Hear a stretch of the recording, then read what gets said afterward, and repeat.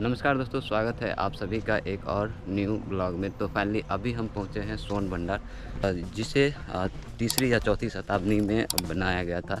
और ऐसा माना जाता है कि इसमें जो निशान है अभी भी माना जाता है कि इसमें इसका खजाना है ही, जो कि राजा था। तो ये जो सोन भंडार था ये राजा बिंबिसार, तो वो अपना इसमें खजाना मतलब सोना जो भी चीज़ें रहता था उनका, वो सारा चीज़ें यहाँ पे रखते थे, ऐसा माना जाता है। और मैं इसका बोर्ड का स्क्रीनशॉट दे रहा हूँ, आप अगर चाहे तो इसको पढ़ लेना, आप स्टॉप करके वीडियो को पढ़ लेना।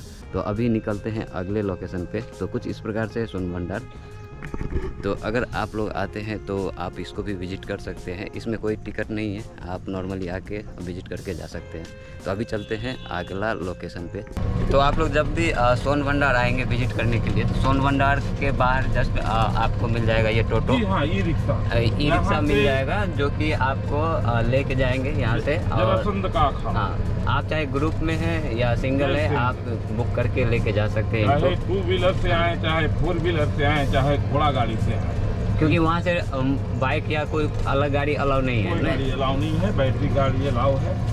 तो इसके अंदर में क्या है ना कि आपका पर्सनल जो व्हीकल है वो अलाउ नहीं है, तो आपको यही बुक करना होगा और इनको लेके जाना पड़ेगा वहाँ तक। आप जाके घूम के आ सकते हैं। वहाँ पे भी कोई टिकट है?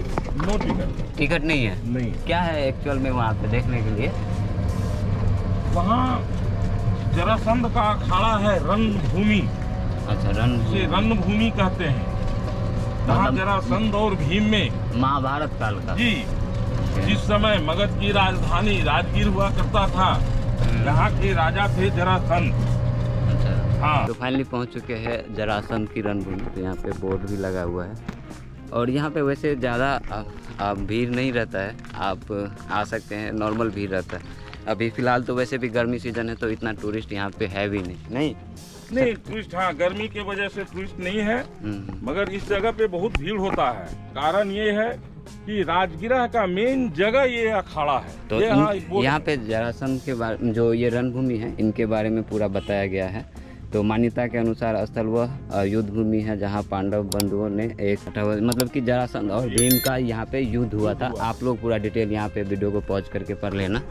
और फिलहाल मेरे साथ में यहाँ पे जो मुझे लेके आए थे टोटो वाले भैया, तो उन्हीं को मैं थोड़ा सा पूछ लेता हूँ कि इनका क्या डिटेल है, हिस्ट्री क्या है।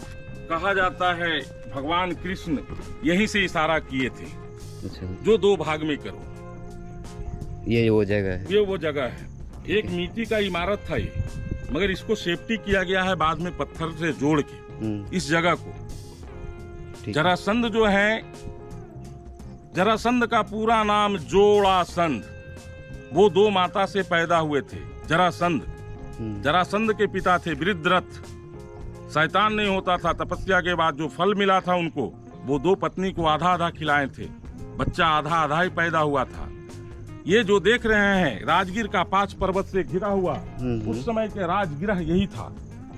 ये 5 पर्वत से देखिए घिरा हुआ राजगिरह है। जब मगध का साम्राज्य था तो ये राजधानी हुआ करता था। यहाँ के बाद ही राजधानी पाटलिपुत्रा गया है। तो 2 भाग में जब पैदा होने के बाद जरासंध को इस जंगल में फेंक दिया गया था। इस जंगल में एक जरा नाम की राक्षसनी रहती थी। वो अपनी शिकार में जब निकली तो ये बालक को देख के शिकार नहीं करके वही उनको जोड़े थे, संधि किए थे। जोड़ने के बाद उनमें जान आया और वरदान था कि इतना बलवान पृथ्वी पर कोई नहीं होगा। तब जो है यहाँ का राजा घोषित हुए वो, मगर बहुत राजाओं को बंदी बना लिए थे जरासंध। ठीक है, बहुत राजाओं को बंदी बनाए थे।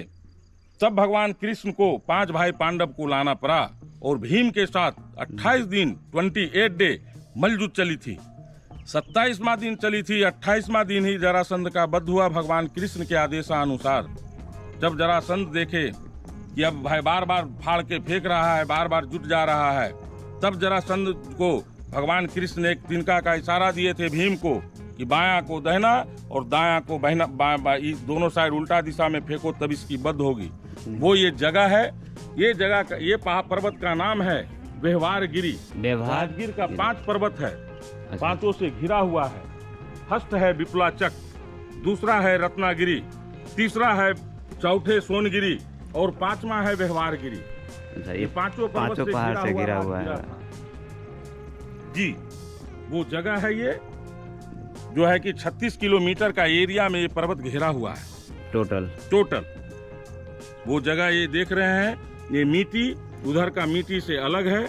ये मिट्टी दूध और हल्दी चंदन से पटाया हुआ है।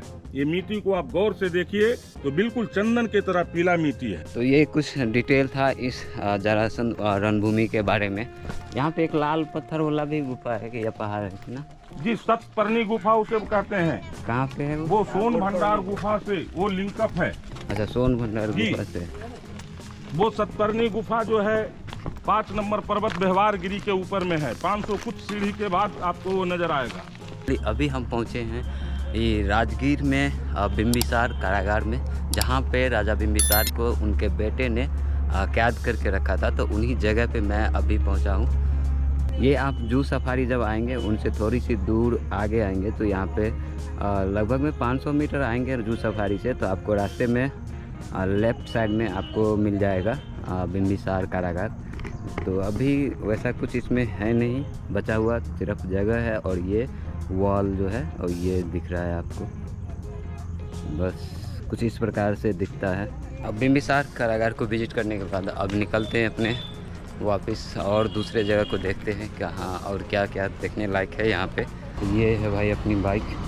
अभी मैं मोटो ब्लॉग नहीं कर रहा हूँ क्योंकि यहाँ पे थोड़ा दूर के लिए क्या मोटो ब्लॉग करना, इसीलिए मैं मोटो ब्लॉग सेटअप पे नहीं आ रहा हूँ। अभी सीधा जगह विजिट कर रहे हैं, आप लोगों को दिखा रहा हूँ, बस इतना ही। तो चलते हैं अगले लोकेशन पे।